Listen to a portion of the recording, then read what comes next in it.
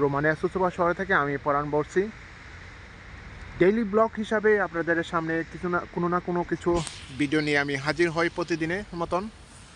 Same আজও আমি আপনাদের মাঝে একটি ভিডিও নিয়ে হাজির হয়েছি। সো ভিডিওটি দেখতে অনেক সুন্দর লাগতেছে, অনেক মানুষ মানে ইচ্ছা করতেছে যে এখানে যাই। আমারও অনেক দিনের স্বপ্ন ছিল যে ইউরোপের প্রান্তে এই তুষারপাত বাস্তবে দেখব এবং লাইভে দেখব। সেম আমার লাইভেও এটা হচ্ছে, অনেক সুন্দর লাগতেছে এবং দেখতেছি। তো প্রচণ্ড ঠান্ডা, তবে ঠান্ডাও হলো অনেকটা আনন্দ পাচ্ছি যে তুষারপাত নিজের চোখে দেখতেছি। গত 2 সপ্তাহ আগেও তুষার পড়েছিল এই রোমানিয়া এখানে, এবং রোমানিয়া সবচেয়ে বেশি তুষার পড়ে আপনার এই শহরে, যে শহরটা আমরা আছি, আর এই শহরটা হচ্ছে সুসোভা। এই সুসোভা শহরটি রোমানিয়া ক্যাপিটাল থেকে প্রায় 500 কিলোমিটার দূরে। তো অনেক সুন্দর একটি শহর, যা বলে আপনাদেরকে বোঝাতে পারবো না। দেখেন, এই শহরে প্রায় আপনার কি বলবো 500 মিটার দূরে দূরেই আপনারা একটা করে পার্ক দেখবেন। খালি এখানে না, আমি যেটা দেখলাম, আমি যখন বুলগেরিয়া গিয়েছিলাম তখনও দেখলাম অনেক পার্কের অভাব নাই। কিছুক্ষণ পর পরে দেখা যাচ্ছে একটা করে পার্ক। তো পার্কগুলো অনেক সুন্দর, আপনার বসার জন্য জায়গা, ডাস্টবিন ফেলার জন্য স্পেস থাকে। তো আজ এই মুহূর্তে 90% তুষার পড়তেছে, হয়তো পারে 1 ঘন্টার পরে আরও 100% পড়ার সম্ভাবনা রয়েছে।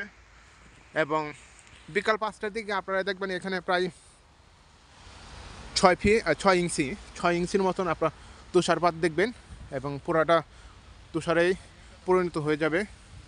অনেকটা সুন্দর লাগতেছে, এবং গাছের পাতাগুলো প্রায় শেষ পর্যায়ে। এখানে গাছের পাতা হলুদ হয়ে গেছে। এই গাছের পাতা আপনারা দেখবেন এই মাসের মধ্যে নাই, অর্থাৎ ডিসেম্বর মাসে থাকবে না ইভেন এইসব গাছে। তো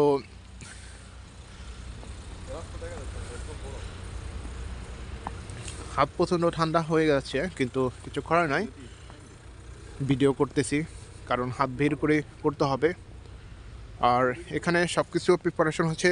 আমার যেমন জুতা রয়েছে, ওয়াটারপ্রুফ জুতা, এগুলি স্নোতে ইউজ করার জন্য এই জুতাগুলো দেখা যায় আমি এখান থেকে কিনেছি। আবার জ্যাকেটও কিনেছি এখান থেকে। জ্যাকেটগুলো খুব উন্নত মানের। আপনার তুষার পড়তেছে গাছে, তুষার আসলে অনেকটা পাতলা। আমি যেটা দেখলাম তুষার অনেক পাতলা, মানে বরফ, কিন্তু এগুলো তো পানি হয় না, পানি খুব কম হয়, কিন্তু ঠান্ডা আছে। বেশি একটা ঠান্ডা না, কিন্তু মাইনাস পড়লে বেশি ঠান্ডা থাকে।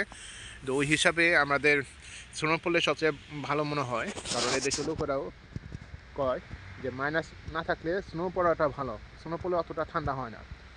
আসলে প্রাকৃতিক কত নিয়ম এবং নিয়ম অনুসারে সব কিছু হয় দেখলাম। তবে একটা জিনিস আপনাদেরকে স্বীকার করতে হবে, যারা এই ইউরোপিয়ান ইউনিয়ন কান্ট্রিতে আছে এবং ইউরোপে আছে, তারা ওয়েদার সম্পর্কে অনেকটা অভিজ্ঞতা আছে, এবং ওয়েদারটাই তারা অনেক কিছুভাবে ফলো করে। তবে এখানকার ওয়েদারে যা দিক নির্দেশনা দেয় যাদের গুগলে, সেটাই হয়। আমি আজ পর্যন্ত দেখলাম না যে তাদের যেটা ওয়ার্নিং দিল কোনো নড়চড় হলো। তারা যদি বলে যে 5টার দিকে বৃষ্টি হবে, সেই 5টার দিকে বৃষ্টি হচ্ছে ডেইলি। আমি এই জিনিসটা অনেকভাবে ক্যালকুলেশন করেছি, কিন্তু ঠিক সেম 5টার দিকে বৃষ্টি হলো। যদি বলে যে 6টার দিকে তুষার পড়বে, 6টার দিকে তুষারই পড়ে। এবং যদি দেখা যাচ্ছে যে কুয়াশাও পড়ে, এদেশে আবার কুয়াশা পড়ছে, যেমন গত 2 দিন আগেও অনেক কুয়াশা পড়েছিল, প্রচণ্ড কুয়াশা। অবশ্যই আপনারা ভিডিওতে দেখেছিলেন, আমি একটা ডেইলি ব্লগ হিসাবে আমি দিয়েছিলাম প্রচণ্ড কুয়াশা। এবং লাইভে প্রথম আমি এই ইউরোপেতে প্রথম ওই হিসাবে আমি এই এত কুয়াশা দেখলাম। ইভেন এটা একটা ভাস্কর্য, দেখেন আমি দেখাচ্ছি, এটা একটা ভাস্কর্য, এবং প্রত্যেকটার গার্ডেনে অর্থাৎ পার্কে আপনারা একটা করে ভাস্কর্য দেখবেন। এখানে লেখা আছে 1847 সাল থেকে 1907 পর্যন্ত ফ্লোরিয়া ম্যারিয়ান সাইমন। সো এটা উল্টাভাবে দেখাচ্ছে, আমি ভাও করে দেখাচ্ছি আপনাদের সুবিধার্থে, একটু ভাও করে দেখাবো।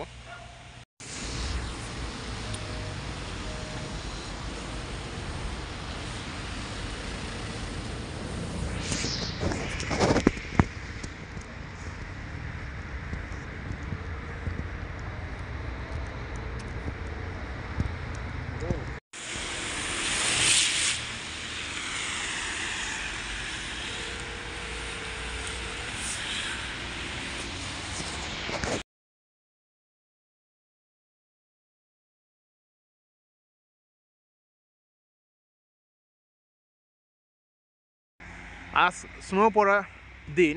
তো এখন এদেশে লোকাল টাইম হচ্ছে 3:45। প্রচুর তুষার পড়তেছে এবং তুষারে মাঝ দিয়েও আমরা হেঁটে যাচ্ছি আমাদের একটি জায়গায়, গন্তব্য যেখানে যাওয়ার কথা ওখানে যাচ্ছি। তো কিছু করার নাই, এই স্নোগুলোই আমাদেরকে দৃশ্য দেখাচ্ছে এবং আনন্দ দিচ্ছে।